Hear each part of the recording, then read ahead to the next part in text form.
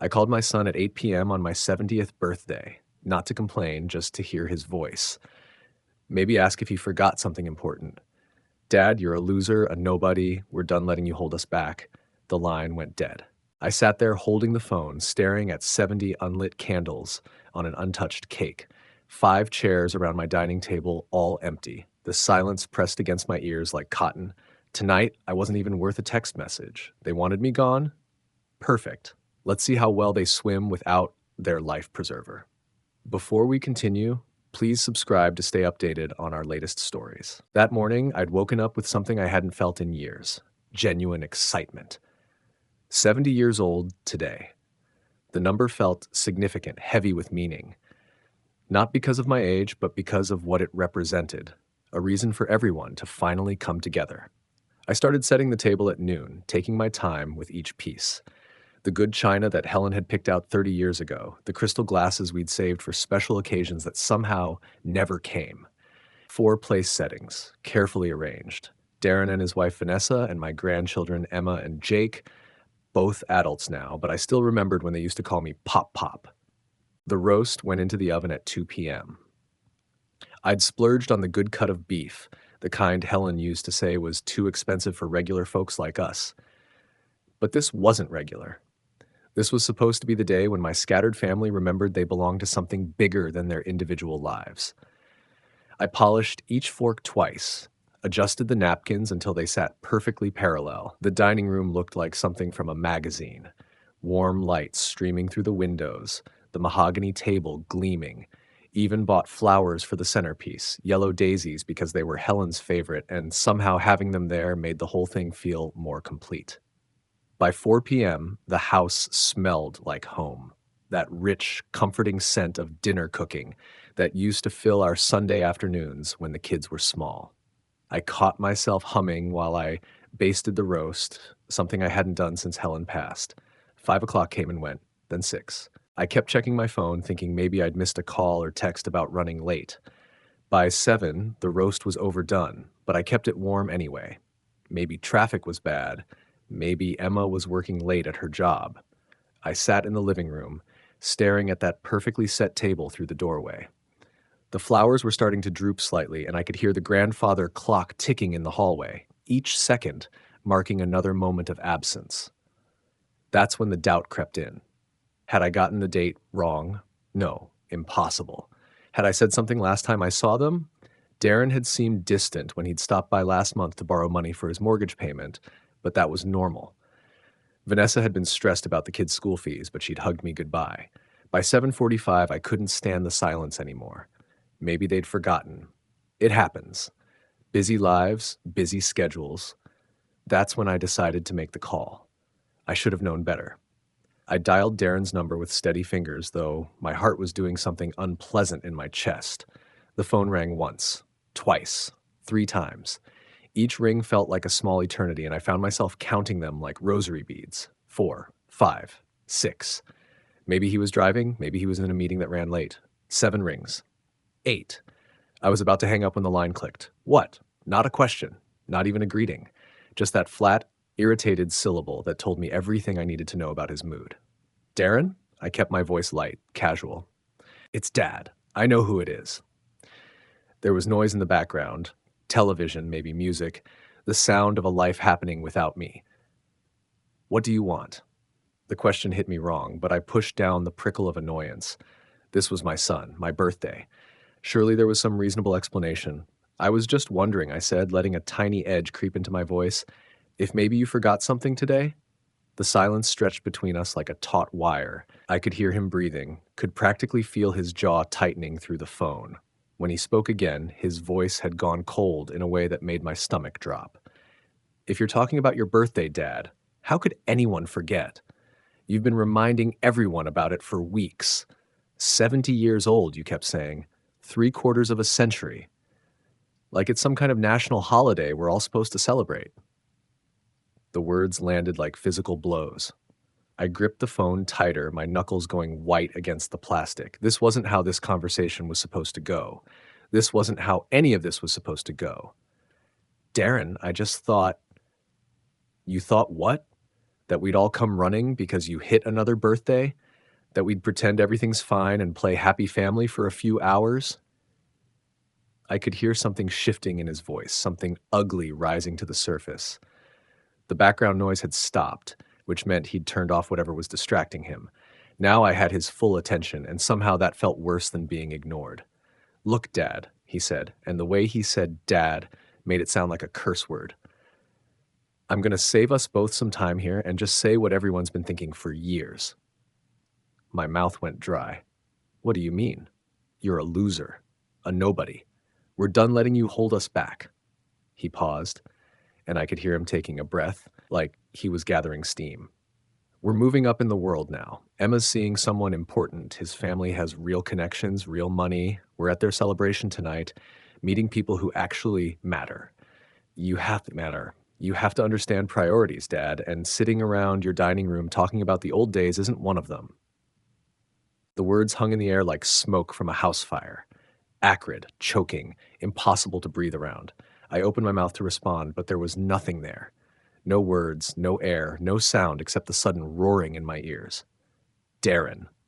The line went dead.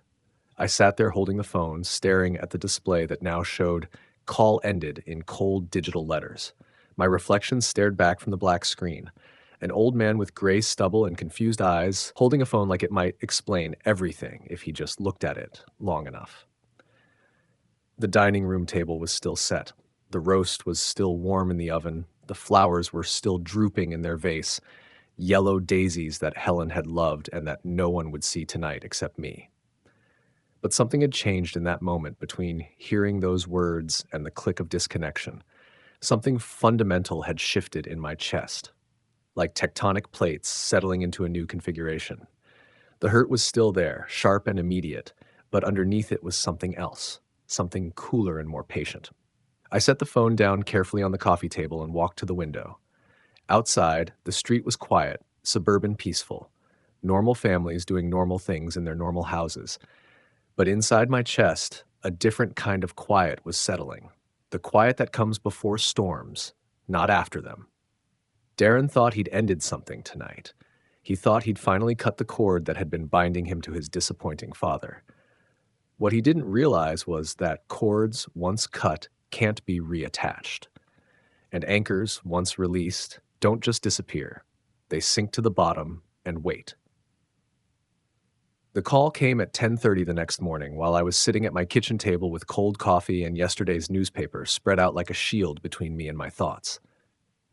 Vanessa's name lit up the phone screen, and for a moment I considered letting it ring through to voicemail. But curiosity won. "Dad?" Her voice was soft, apologetic, the tone she used when she needed something. "I'm so sorry about last night, about Darren." I said nothing, just listened to the slight tremor in her breathing that told me she'd rehearsed this conversation. "He was drinking. You know how he gets when he's had too much. The stress from work, and Emma's been so busy with her new situation. He didn't mean what he said. Not any of it." Still I waited. The silence stretched until she felt compelled to fill it. We were all planning to come, honestly. But then this thing came up with Emma's boyfriend's family, and you know how important first impressions are. We couldn't exactly say no when they invited us to their country club. "Couldn't you?" I asked quietly. "Well, I mean, it's complicated. These are the kind of connections that could really help Emma's future, and Jake's too, potentially. You understand, don't you?"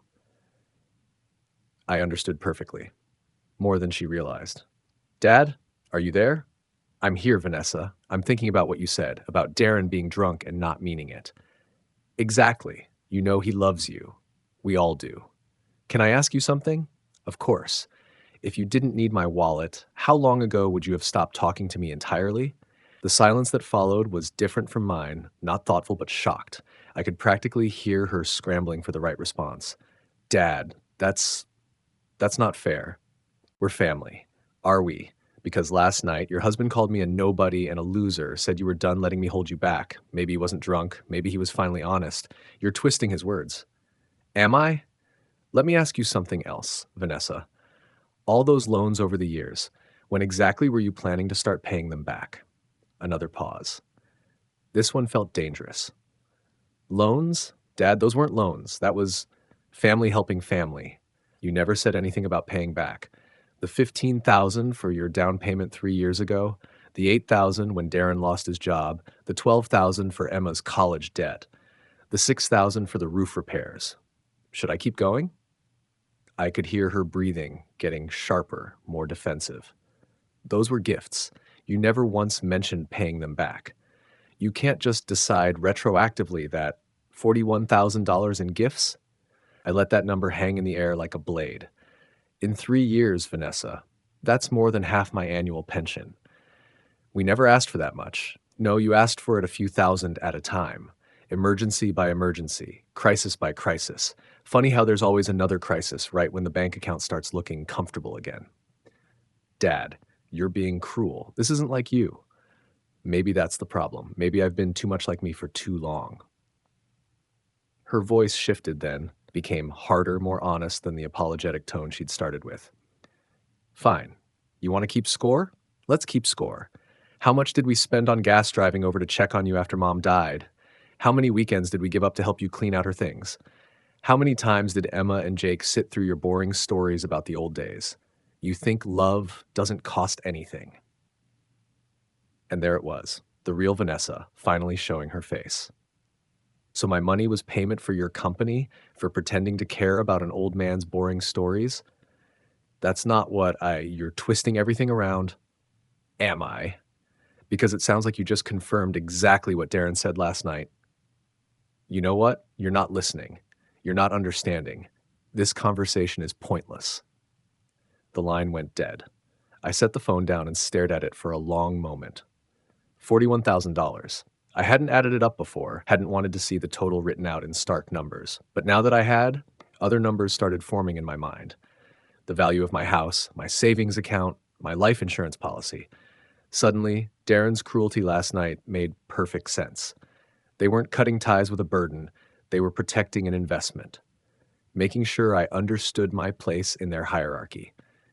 Keep quiet, keep paying, keep playing the grateful grandfather who should be thankful for whatever scraps of attention they threw his way. But investments, I realized, can be liquidated, and maybe it was time to start making some decisive moves of my own. The phone rang again around 2 p.m. Emma's name on the screen made my jaw clench automatically. Here we go, I thought. Round 2 of the damage control campaign. What do you need, Emma? I answered without preamble, my voice sharp enough to cut glass. Pop, pop? She sounded genuinely confused. I just wanted to call and wish you happy birthday. I know it's a day late, but let me guess. Your parents sent you to smooth things over? What's the script this time? More apologies? More excuses about how important your new boyfriend's family connections are? What? Pop, pop. I don't understand. What are you talking about? Something in her voice made me pause. The confusion sounded real, not performed. I'd known Emma since she was born. I could usually tell when she was acting. Your father called me last night, told me exactly what he thought of me.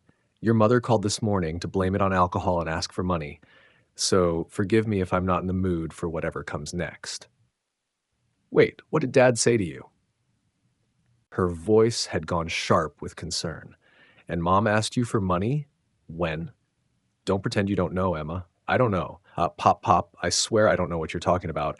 I've been meaning to call you all week, but work's been insane. And then Benjamin's family had this thing, and Benjamin, that's the boyfriend with the connections. The what connections? Pop, pop, Benjamin works at a nonprofit. His parents run a food bank. What connections? I felt something shift in my chest, like a puzzle piece clicking into place in the wrong spot. Emma, why didn't you come to my birthday dinner yesterday? Because Dad said you didn't want to celebrate this year. He said you told them you wanted to spend it quietly, alone, remembering Grandma Helen, that you weren't up for a big family gathering. The words hit me like cold water. I gripped the phone tighter. He said what? He said you were feeling depressed about turning 70 without Grandma there, and that having everyone over would just make it worse, that you asked them to let you have the day to yourself. Her voice was getting smaller, uncertain. Pop, pop. That's not what happened, is it? No, Emma. That's not what happened. Oh my God, I could hear her breathing change and getting faster. Oh my God, I feel awful. I wanted to come anyway, but Dad insisted. He said, respecting your wishes was more important than what we wanted. I even baked you a cake. It's still sitting in my freezer. The betrayal cut deeper than Darren's cruel words had. It was one thing to reject me directly. It was another entirely to poison my grandchildren against me with lies, to steal away the people who might actually want to spend time with me. Jake wanted to call you too, Emma continued, her voice breaking slightly. But Dad said it would just upset you more, that we should wait until you were ready to reach out. And when exactly was I supposed to be ready? I don't know. Dad said he'd let us know when you were feeling better. I closed my eyes and leaned back in my chair. The manipulation was more sophisticated than I'd given them credit for. They hadn't just excluded me, they'd made sure I stayed excluded by convincing my grandchildren that isolation was what I wanted. Emma, I set the table for 4 people yesterday. I cooked a roast, I bought flowers, I sat in an empty dining room for hours wondering where everyone was. Pop, Pop, I'm so sorry. I'm so sorry. I don't understand why Dad would. She stopped, and I could hear her thinking. He's been weird lately, stressed about money, talking about elevating the family, and making strategic decisions. Strategic decisions, like keeping his children away from their grandfather until the old man learned his place. Emma, can I ask you something? Anything. How often do your parents ask me for money? She was quiet for a long moment, like she was processing this question for the first time. I never really thought about it before, but now that you mention it, she paused.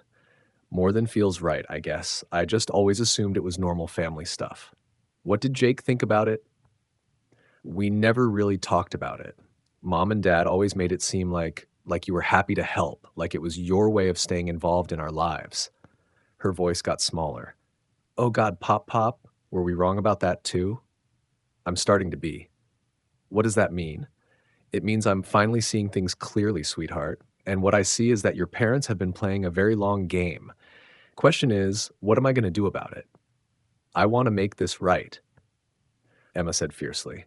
Jake does too. We love you, Pop Pop, and not because of money or anything else, just because you're you. I know, Emma. I believe you. Can we come over? Today, I'll bring the cake and we can have the birthday you should have had. I'd like that very much. After we hung up, I sat in my quiet house and felt something I hadn't experienced in years, the presence of allies.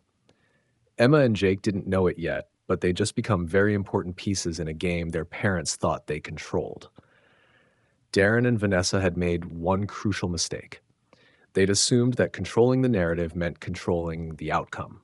They were about to learn how wrong they were. Emma and Jake arrived at 4 p.m. with a chocolate cake that had Happy 70th Pop Pop written in shaky blue frosting letters. Seeing them standing on my doorstep, Emma clutching the cake box and Jake holding a small wrapped gift, I felt something I'd forgotten existed, pure, uncomplicated joy. We're so sorry, Pop Pop, Emma said as I let them in. If we'd known. You're here now, I said, cutting her off gently. That's what matters. Jake handed me the gift, a book about vintage baseball statistics. I know you like the old players, he said with a shy smile. At 26, he still had that awkward sweetness that reminded me of his father at that age, before life had twisted Darren into whatever he'd become. We sat around my dining table, the same table I'd set so carefully yesterday. Emma cut the cake while Jake told me about his new job at a tech startup. They asked about my health, my garden, whether I'd been watching the baseball playoffs. Normal conversation, family conversation, the kind I'd been starving for without realizing it.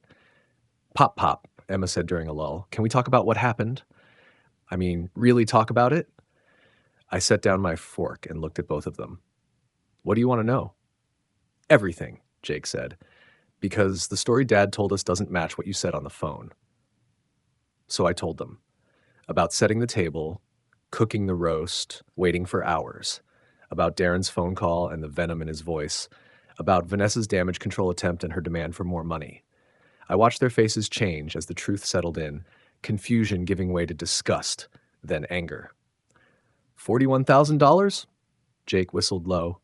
Jesus, Pop Pop. That's just the past 3 years, I said. If I went back further, Emma's hands were clenched into fists. They've been using you. They've been using all of us. What do you mean? The lies, the manipulation, making us think you didn't want to see us, making you think we didn't care. She looked at Jake. Remember last Christmas, when Dad said Pop Pop was too tired for a big celebration? Jake nodded slowly. And Emma's graduation. Dad said you had a doctor's appointment you couldn't reschedule. I never had any doctor's appointment that day, I said quietly. The silence that followed was heavy with realization. I could see them processing years of missed opportunities, engineered distances, carefully constructed barriers between us.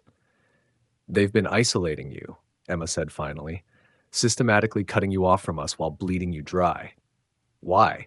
Jake asked. I mean, I understand the money part, but why keep us away? Control, I said. As long as I only had contact with them, they controlled the narrative. They could paint me however they wanted. The demanding father, the boring old man, the burden. But if I had direct relationships with you two, we might figure out what they were really doing, Emma finished. My phone buzzed, Darren's name on the screen. I showed it to Emma and Jake. Answer it, Emma said, her eyes hard. Put it on speaker. I swiped to accept. Hello, Darren. Dad. His voice was tight, controlled. Vanessa told me about your conversation this morning. I think there's been some misunderstanding. Have there been? Look, I may have been harsh last night. Work stress, you know how it is. But this thing about loans, about keeping score, that's not who we are as a family. I glanced at Emma and Jake. They were leaning forward, listening intently. Isn't it? Of course not. Family helps family. That's what you taught me growing up. But now you're acting like every kindness was some kind of transaction. Kindness, I repeated flatly. Yes, kindness. Do you know how much time and energy we've spent worrying about you? How many plans we've changed to make sure you weren't lonely? How many weekends we've sacrificed? Emma's mouth fell open.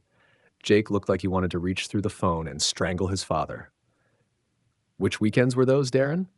Because I'm sitting here with Emma and Jake, and they're telling me a very different story. The silence on the other end stretched just a beat too long. What are they doing there? Celebrating my birthday, the one you told them I didn't want to celebrate. Dad, I never said bullshit. The word came out sharp, final. Don't lie to me anymore, Darren. I'm done with lies. You're turning my children against me. Your children are adults. They can make their own decisions about who they want in their lives. Emma, Jake, if you're listening to this, we are, Emma said, her voice ice cold. Hi, Dad. Emma, honey, your grandfather is confused. He's been having some problems lately, memory issues. Stop. Jake's voice cut through the air like a blade. Just stop lying. I'm not lying. I'm trying to protect this family from... From what?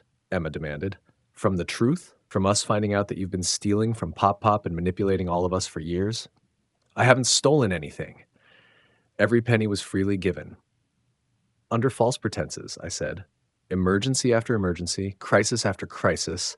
Funny how you always seem to have another crisis right when I was getting comfortable. That's life, Dad. Things happen. Cars break down, roofs leak, jobs end, and your son gets involved with important people with connections, I said. Except he doesn't, does he? Benjamin works at a nonprofit. His parents run a food bank. So where were you really that night, and why did you lie about having important connections? Another silence. Longer this time. When Darren spoke again, his voice was defensive. We were at their house, okay? But I thought, people who run charities, they have to know wealthy donors, board members. I figured it was an opportunity to network, to make connections that could help our family. So you lied to make yourself sound more important, I said. You turned my birthday into a missed opportunity because you were chasing fantasies about social climbing. Dad, I think we should talk about this privately. No, Emma said. No more private conversations. No more controlling who talks to who. This ends now. Emma, you don't understand the full situation. Then explain it, Jake said. Explain why you lied to us about Pop Pop not wanting to see us.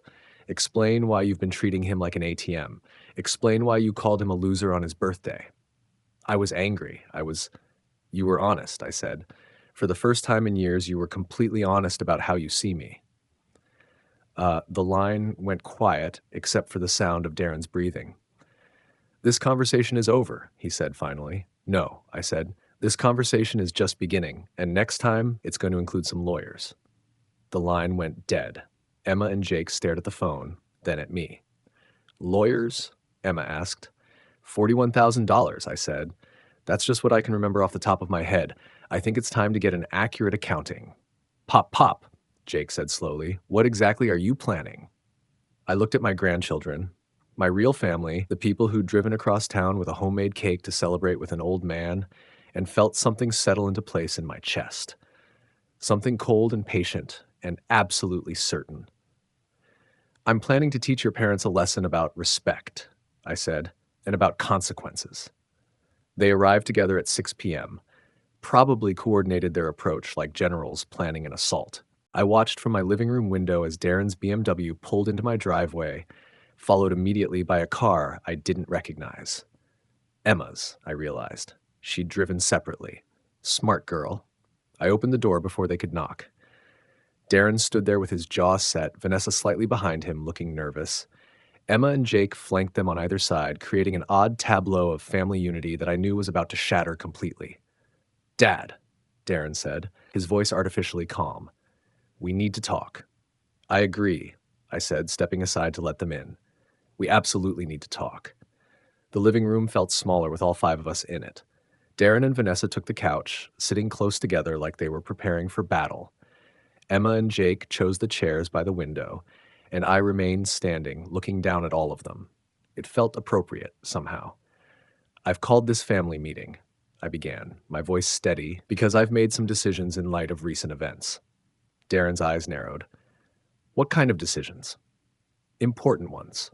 Life-changing ones, you might say. I walked to my desk and picked up the manila folder I'd placed there earlier. I had a very productive conversation with my attorney this morning. The temperature in the room seemed to drop 10 degrees. Vanessa's face went pale, and I saw her hand find Darren's arm, gripping it tight. After our phone conversation, I did some thinking about family, about respect, about what I really mean to the people I've spent my life loving and supporting. I opened the folder and pulled out the first document. This is my revised will, but that's not all. I pulled out a second set of papers. These are the papers I'll be filing Monday morning for a civil lawsuit to recover the money you've taken from me under false pretenses. Darren shot to his feet. Dad, whatever you're thinking, sit down, I said, and something in my voice made him comply immediately. I'd never used that tone with him before, the voice of a man who had run out of patience and forgiveness. The old will left everything to you, Darren. The house, my savings, my life insurance policy, everything. You were my only child, after all. It seemed natural. I flipped through the pages slowly, letting them see the legal terminology, the official seals. This new will is quite different. How different? Vanessa's voice came out as barely a whisper. You and Darren have been removed entirely. Every asset, every account, every penny, it all goes to Emma and Jake. The silence that followed was deafening. I could hear the grandfather clock ticking in the hallway, could hear Vanessa's sharp intake of breath, could hear the paper rustling as my hands trembled slightly with the adrenaline of finally saying the words I'd been carrying for days. Darren's face went through a series of expressions, shock, disbelief, then a rage so pure it made his whole body shake. You can't do this, he said, his voice low and dangerous. You can't just cut us out like we're nothing. Can't I? I asked calmly. It's my money, Darren, my house, my life insurance. I can leave it to whoever I choose. But we're your family, Vanessa burst out, tears starting to form in her eyes. We're your son and daughter-in-law. Are you? I looked at her with genuine curiosity. Because family doesn't usually call each other losers and nobodies. Family doesn't manipulate and lie to keep people apart. Family doesn't treat elderly relatives like walking ATM machines. Darren was on his feet again, pacing now like a caged animal. You don't understand our situation. We have financial problems, real problems. The mortgage, Emma's student loans we're still helping with, Jake's car payment. Emma's student loans that you told me were paid off 2 years ago? I interrupted. When you borrowed $12,000 for that exact purpose? Emma looked confused. What student loans? I paid those off myself 3 years ago. The look that passed between Darren and Vanessa was pure guilt. Caught red-handed, and they knew it. That's different, Darren stammered. We used that money for other things, but it was still family expenses. It was theft, I said flatly. You lied about what you needed the money for, just like you've been lying about everything else. Vanessa was crying openly now. We were going to pay you back once things got better, once we got on our feet. When? I demanded. When exactly were you planning to pay back $41,000? Because I've been waiting and all I've gotten are more requests for more money. We had plans, Darren said desperately. Thus, with Emma's connections with Benjamin's family, we were going to. What connections? Emma's voice cut through the air like ice. Benjamin's parents run a food bank, Dad. They volunteer at homeless shelters. What exactly did you think they were going to do for you? Well, they have to know people, Vanessa said weakly. Wealthy donors, board members of charities, Jake said, his voice dripping with disgust. You were planning to use them to social climb? It's not social climbing, Darren snapped. It's networking. It's making smart connections. It's trying to give our family a better life. By using my grandfather as a bank and my boyfriend's family as social stepping stones, Emma said, standing up. Her face was flushed with anger. Do you have any idea how disgusting that is? Emma, honey. You don't understand, Vanessa started. I understand perfectly. You want to break into high society, so you've been bleeding pop dry to fund your lifestyle while lying to Jake and me about why we couldn't see him. You've been isolating him, manipulating all of us, all so you could play dress up and pretend to be important. Darren whirled around to face me. This is your fault. You've turned them against us with your lies and manipulation. My lies? I laughed, a harsh sound that surprised even me. Darren, yesterday you called me a loser and a nobody. You told me you were done letting me hold you back. Those were your words, your feelings, your truth. I didn't manipulate anything. I was angry. I didn't mean, you meant every word. And you know what? You were right about one thing. You are done letting me hold you back because from now on, I won't be in your life at all. The finality in my voice seemed to register with him for the first time. His face went from angry to desperate.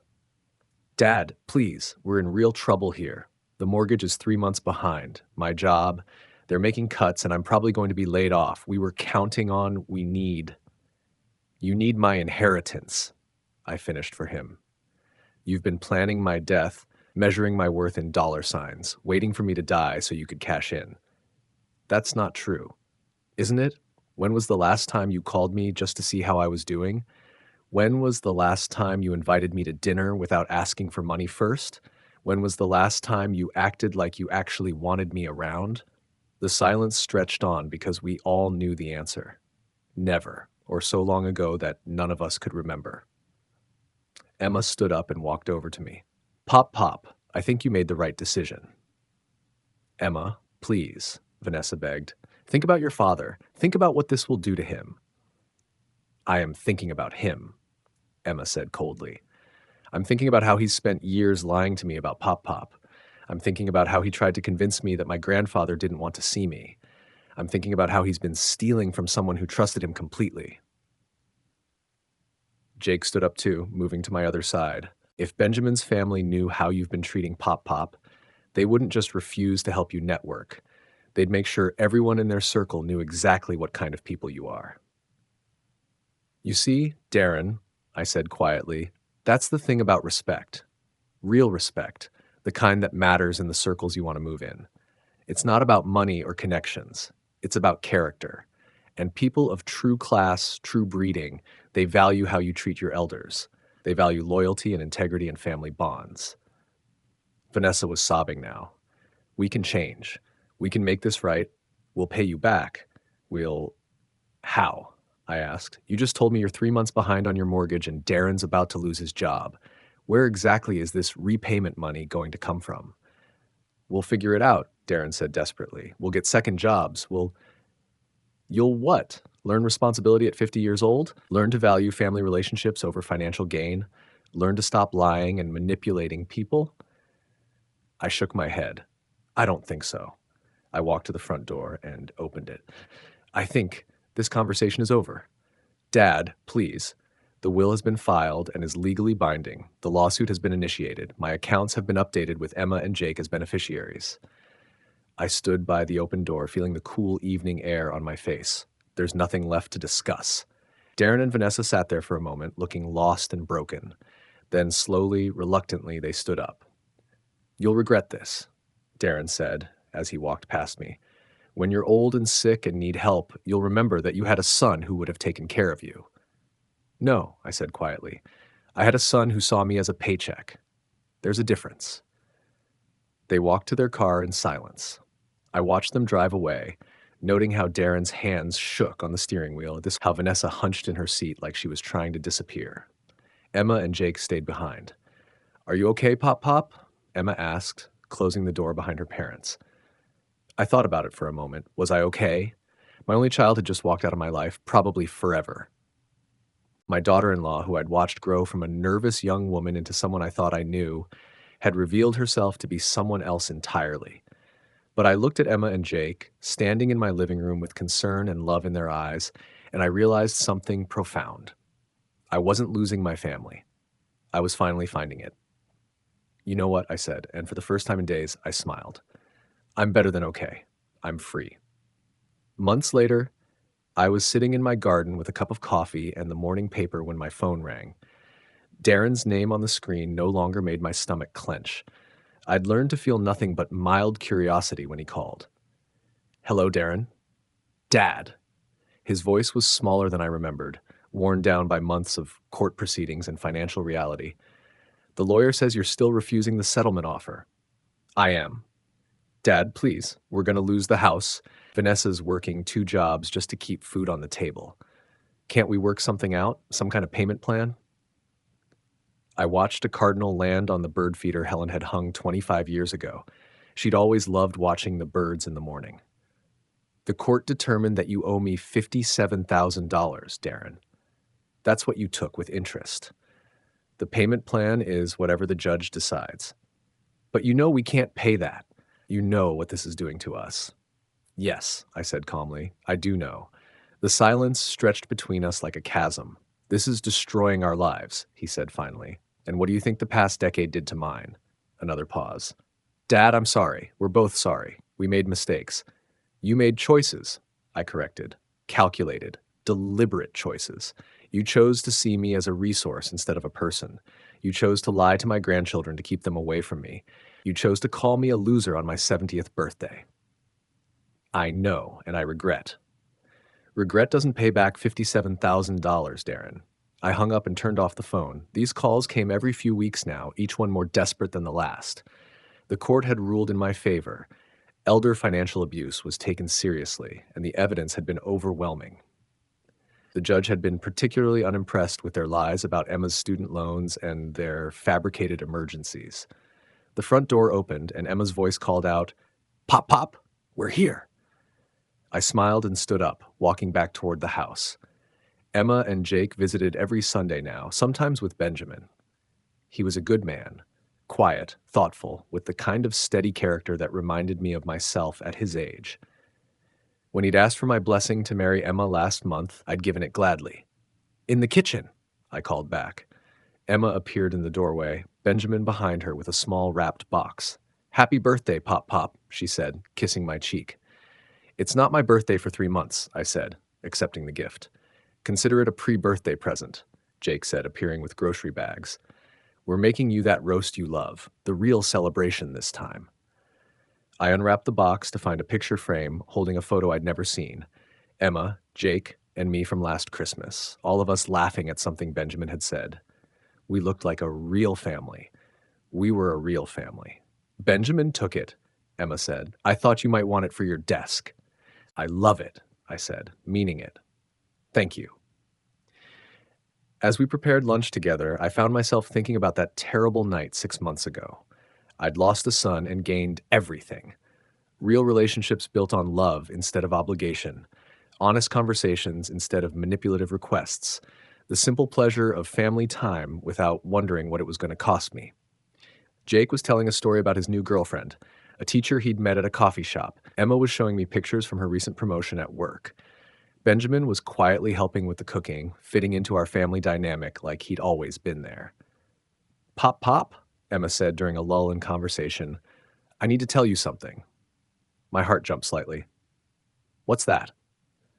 Mom called me last week. She wanted me to ask you to drop the lawsuit. And? I told her that wasn't my decision to make, that you're a grown man who can handle his own affairs. She looked at me steadily. I also told her that maybe if they'd treated you like a grown man worthy of respect instead of a walking bank account, none of this would have happened. How did she take that? Not well. She said I was ungrateful, that they'd sacrificed so much for Jake and me over the years. What kind of sacrifices? Benjamin asked quietly. That's the funny thing, Jake said. When I really thought about it, I couldn't remember any actual sacrifices. Just expectations. Expectations that we'd be grateful for, things they were supposed to do as parents anyway. I nodded, understanding exactly what he meant. It was the same dynamic Darren had tried to establish with me. Give the minimum required effort, then demand maximum gratitude and return on investment. The truth is, Emma continued, seeing how they treated you opened my eyes to how they'd been treating all of us. Everything was always conditional. Love, attention, approval. It all came with strings attached. That's not love, Benjamin said simply. That's manipulation. We finished preparing lunch and sat around my dining table, the same table where I'd eaten alone on my 70th birthday. But now it was full of laughter and conversation and the easy comfort of people who genuinely enjoyed each other's company. Later, after Emma and Jake had gone home and Benjamin had helped me clean up, I sat in my living room and thought about the lessons of the past 6 months. I'd learned that family isn't just about blood. It's about respect, love, and genuine care for each other's well-being. I'd learned that being alone is infinitely better than being with people who see you as a burden or a resource. I'd learned that sometimes the kindest thing you can do is refuse to enable someone's destructive behavior, even when, especially when, that someone is your own child. Most importantly, I'd learned that it's never too late to demand the respect you deserve. The phone rang again. Darren's name. I looked at it for a moment, then set it aside and let it go to voicemail. Whatever desperate plea he was calling with could wait. Or better yet, it could go to his lawyer. I had better things to do with my time. I had a wedding to help plan, grandchildren to spoil the right way, and a life to live surrounded by people who actually wanted me in it. At 70 years old, I'd finally learned the difference between being someone's anchor and being someone's anchor chain. Anchors provide stability and security. Anchor chains just drag you down to the bottom. I wasn't anyone's chain anymore, and I'd never been happier. To hear the next story, click the box on the left. And as always, thank you for watching.